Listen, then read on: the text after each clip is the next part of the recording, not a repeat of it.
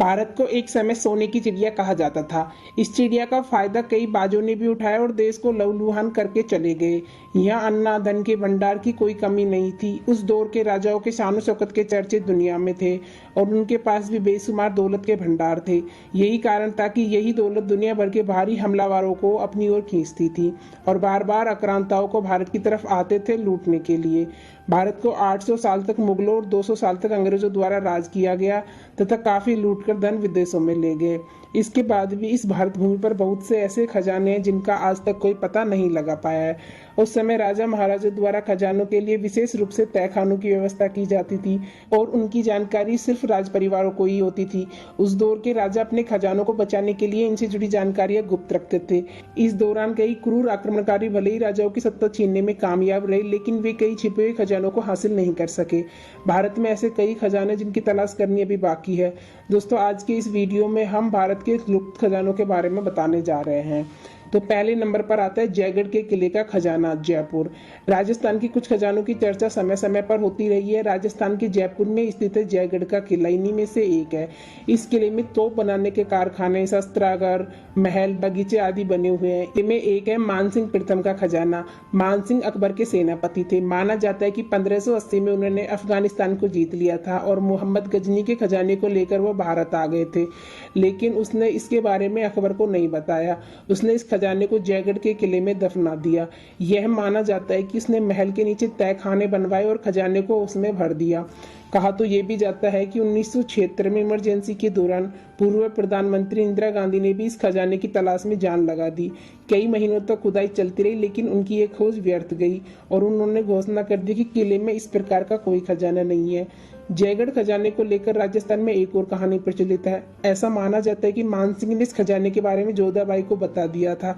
जोधा ने इस खजाने को फतेहपुर सीकरी के स्थित एक मंदिर में रखवा दिया था। वक्त की रेत में ये मंदिर दफन हो गया और साथ ही खो गया खजाने का रहस्य भी। स्थानीय लोग मानते हैं कि खजाना अभी भी उसी मंदिर में है। कुछ इतिहासकारों का मानना यह भी है कि जयगढ़ किले का खजाना था, लेकिन राजा जयसिंह ने उस खजाने से वहां के जयपुर का शहर का विकास किया। दूसरे नंबर पर आता है चार मीनार सुरंग का खजाना। ऐतिहासिक गोलकुंडा का किला और चार मीनार के बीच 15 फीट चौड़ी और 30 फीट ऊंची भूमिगत सुरंग है। इस सुरंग का निर्माण सुल्तान कुली कुतुब शाह ने करवाया था। माना जाता है कि इस सुरंग में शाही परिवार द्वारा अपने खजाने को छिपाने के लिए इस सुरंग का निर्माण करवाया गया था और सुल्तान कुतुब शाह ने अपना शाही खजाना रखवाया था। वैसे तो इस सुरंग को बनाने का मकसद मुश्किल समय में किले से चार मीनार तक पहुंचना था, परंतु बाद में यहाँ गुप्त तहखाने बनवाए गए और सोने चांदी के सिक्के, बहुत बहुमूल्य रत्न, हीरे जवाहरात आदि जमा किए गए। निजाम मीर ओस्मान अली ने 1936 में यह खजाना निकालने के लिए नक्शा बनाया था, लेकिन खुदाई नहीं की गई। अगर आज इस खजाने की फिर से खोजबीन की जाए तो शायद यह खजाना भारत को मिल सकता है। माना जाता है कि इस सुरंग में सुल्तान कुतुब शाह का खजाना मौजूद है। तीसरे नंबर पर आता है लुटेरों, बंजारों, पिंडारियों और आदिवासियों का खजाना। राजा महाराजा, पंडित, पुरोहित, सेठ जैनों, मंदिरों के अलावा देश में हिंदू समाज के बंजारा समुदाय, आदिवासी, पिंडारी समाज का खजाना भी कई जगहों पर गड़ा होने के कयास लगाए जाते हैं। लुटेरे भी लूटी हुई संपत्ति को आपस में बांटकर फिर उसे कहीं छुपा कर रख देते थे। बंजारे में भी अपना खजाना भूमि में गाड़कर उस पर कोई वृक्ष उगा देते, पत्थर रखकर कोई निशानी बना देते थे। विदेशियों का आक्रमण होने पर कई लोग अपने घर के धन को अपने खेत या घर की भूमि में गाड़ देते थे। कहते हैं पिंडारियों के पास अथाह सोना था जो उन्होंने व्यापारियों से लूटा था। लूटा हुआ सोना चांदी को ये खेत में, सुनसान जगहों पर या किसी मंदिर के पास गाड़ देते थे। गिन्नियां, कपड़े और खाने पीने का सामान खुद अपने पास रखते थे। माना जाता है कि बंजारा, आदिवासी, पिंडारी समाज अपने धन को जमीन में गाड़ने के बाद उस जमीन के आसपास तंत्र मंत्र द्वारा नाग की चौकी या भूत की चौकी बिठा देते थे, जिससे कि कोई भी उक्त धन को खोदकर प्राप्त नहीं कर पाता। जिस किसी को उस खजाने के पता चलता और वह उसे चोरी करने का प्रयास करता तो उसका सामना नाग या भूत से होता था। हालांकि इन बातों में कितनी सच्चाई है यह हम नहीं जानते, लेकिन ऐसी बातें समाज में प्रचलित हैं। राजा तो अपने खजाने को छिपाने के लिए बाकायदा बड़ी बड़ी सुरंगें और तहखाने बनाते थे। कुछ तो लंबी चौड़ी बावड़ियां बनाते थे जिसमें पानी के बहुत अंदर जाने के बाद नीचे गुफा या सुरंगों का निर्माण करते थे, जहाँ वे सोना चांदी और हीरे जवाहरात रखते थे और फिर बाहर से उस सुरंग को बंद कर देते थे। आज भी ऐसी कई बावड़ियां हैं जिनके बारे में कोई नहीं जानता। 4 नंबर पर आता है कमरूनाग झील का खजाना। हिमाचल प्रदेश में मंडी से करीब 60 किलोमीटर दूर है स्थित कमरूनाग झील। स्थानीय लोग इस झील को पवित्र मानते हैं और उनका भरोसा है कि इस झील का अंत पाताल में होता है। ऐसी मान्यता है कि झील में गहने अर्पित करने से मनोकामना पूरी होती है। दूर दूर से लोग आकर गहने झील में डालते हैं और मनोकामना मांगते हैं। ऐसा कहा जाता है कि यह झील महाभारत कालीन है। यहाँ एक मंदिर है जो लकड़ी का बना है और उसमें कमरूनाग की एक पुरानी मूर्ति भी रखी है। सदियों से इस झील में गहने और रुपये आदि चढ़ाने की परंपरा चली आ रही है। तो ये तो साफ है कि झाल की तलहटी में खजाना जमा है, लेकिन कितना ये कोई नहीं जानता। 5 नंबर पर आता है धनगांव का खजाना। राजस्थान के एक गांव में कहा जाता है कि हर कदम पर खजाना गड़ा है, इसलिए इस गांव का नाम धनगांव रखा गया है। यह गांव राजस्थान के जबलपुर में स्थित है। यहाँ खजाना ढूंढने के लिए बाहर से भी लोग आते हैं। गांव के लोगों का दावा है कि यहाँ जहाँ भी खुदाई की जाए वहाँ खजाना मिलेगा। इस गाँव में इतना खजाना है कि पूरे जबलपुर की काया पलटी जा सकती है। लोग राजस्थान में खजाना ढूंढने आते हैं। यहाँ के लोगों को अक्सर चुपचाप सबसे छुपाकर खुदाई करते देखा गया है, जिसमें उनका दावा है कि ज्यादातर लोगों को खजाना भी मिला है। मकान बनाते समय अक्सर खुदाई में लोगों को खजाना मिल जाता है। यही कारण है कि यहाँ मकान की खुदाई के वक्त मकान मालिक खुद मौजूद होता है। उन्हें डर होता है कहीं मजदूर के हाथ खजाना न लग जाए।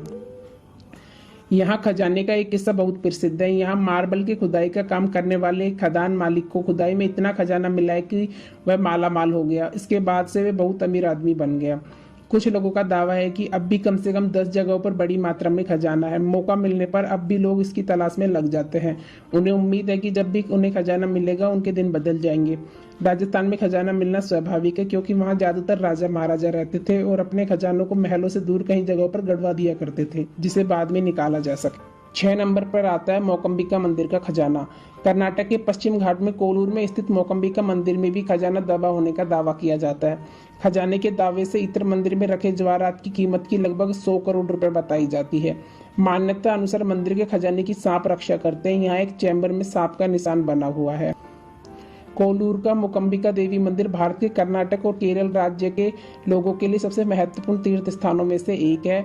मैंगलोर से 147 किलोमीटर दूर सोपर्णिका नदी के तटों और हरी भरी कोटचद्री पहाड़ियों से घिरे सुरम्य वातावरण में स्थित यह मंदिर हर वर्ष लाखों श्रद्धालुओं को आकर्षित करता है।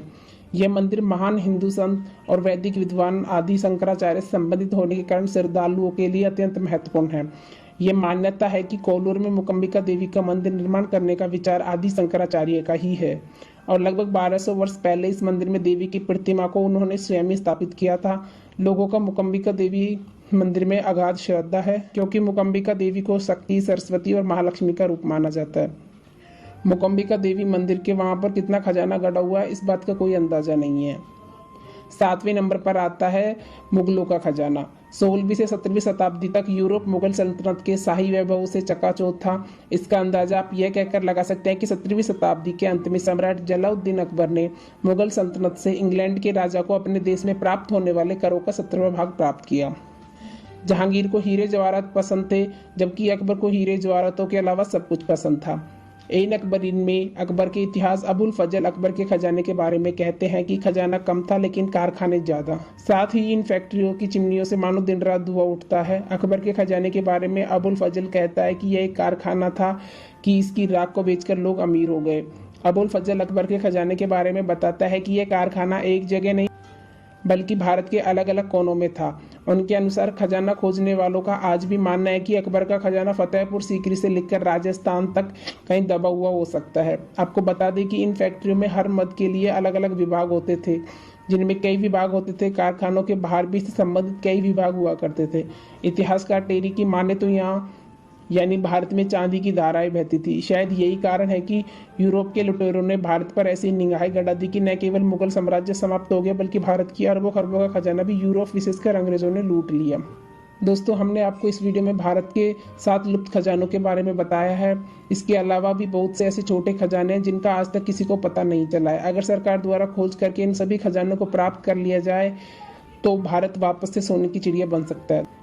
दोस्तों, आप लोगों को इस वीडियो की जानकारी कैसी लगी हमें कमेंट करके बताएं और वीडियो पसंद आया तो लाइक करें और चैनल को सब्सक्राइब कर हमारा सपोर्ट करें।